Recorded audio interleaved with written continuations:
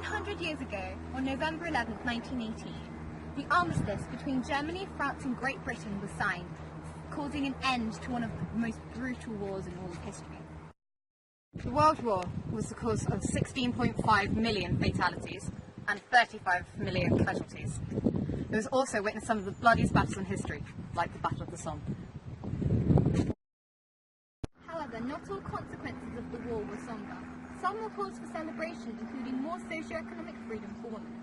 And of course, in 1918, the Representation of the People's Act was introduced, so finally women over 30 could get the right to vote. This was passed in January 1918 to thank women for their contribution to the war effort.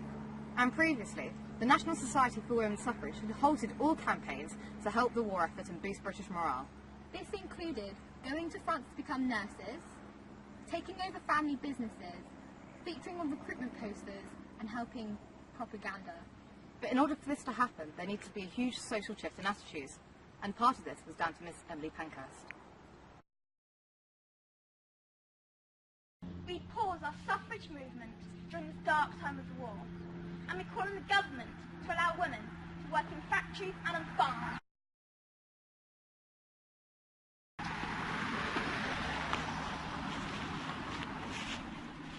However, not all people were impressed by Emmeline Pankhurst's movement.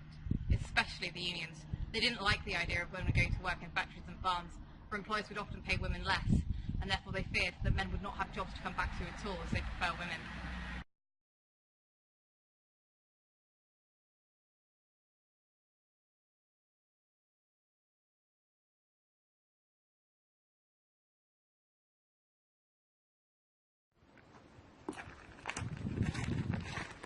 Before the war, the National Society for Women's Suffrage had campaigned peacefully. However, the Women's Political Union had often resorted to violent measures. The Women's Political Union, or the suffragettes, had a bad reputation. They'd been smashing shop windows, disrupting communication, and of course, blowing up post boxes.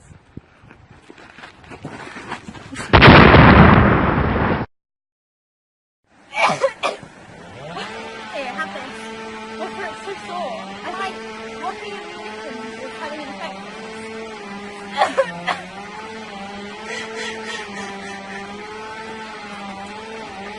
Although many people enjoyed working in munitions factories, there were often many health impacts, including people's skins turning yellow, causing them to be known as canaries.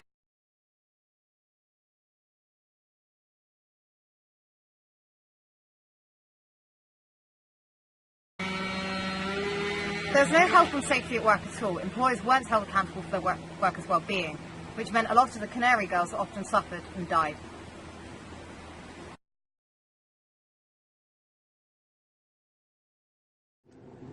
Lunch is at 5, guys, so somebody better milk the cow. Better be. I'm starving. It's an hour later thanks to British summertime. Yeah, I know. But I love this job so much better than being stuck indoors all day. Definitely. I know. The cow's waiting. At the beginning of 1917, the country was down to only 6 weeks left of wheat. They meant that the country enlisted the help of a new army, the Women's Land Army.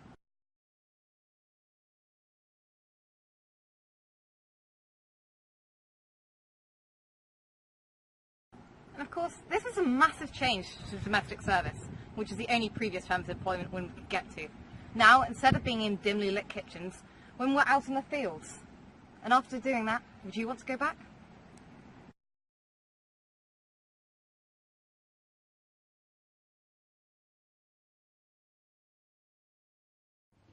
Cheers. During 1918, women had finally gotten the right to vote. Although the war was still going on, there was lots of cause for celebration.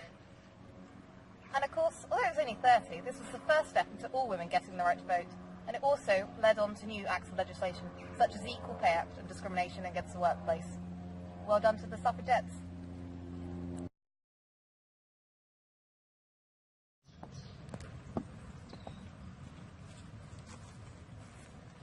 These women left behind a great legacy.